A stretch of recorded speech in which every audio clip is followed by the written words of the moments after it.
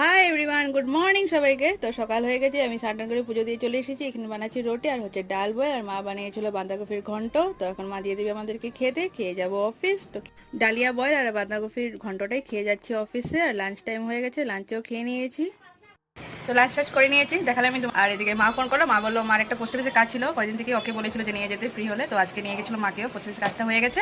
আর এইদিকে ভাইকেও নিয়ে গেছে, একটা ফর্মাল সেট দিয়েও ভেবেছি এবার রাখিতে। ইভিনিং একটু খেয়ে নিয়েছি মুসলি, কখনো কিছু একটা খেতে ইচ্ছা করে তখনও খেয়ে নিই। আর এইদিকে দেখো ওয়েদার, ঘরে চলে এসেছি, লো সুগার চায়। আর মা লাগিয়েছে মেহেন্দি, দাঁড়াও দেখাবে তোমাদের। 10 মিনিটের লেগে লাগাইছি, লাস্ট আর নাই, দিন নাই। কি খাবি? কিছু না, কতবার দৌড়াইছে, হইব না মাথা ব্যথা? আরেকজনের মাথা ব্যথা, তার জন্য মাথার পাগড়ি পরছি, মাথা ব্যথা করছে না।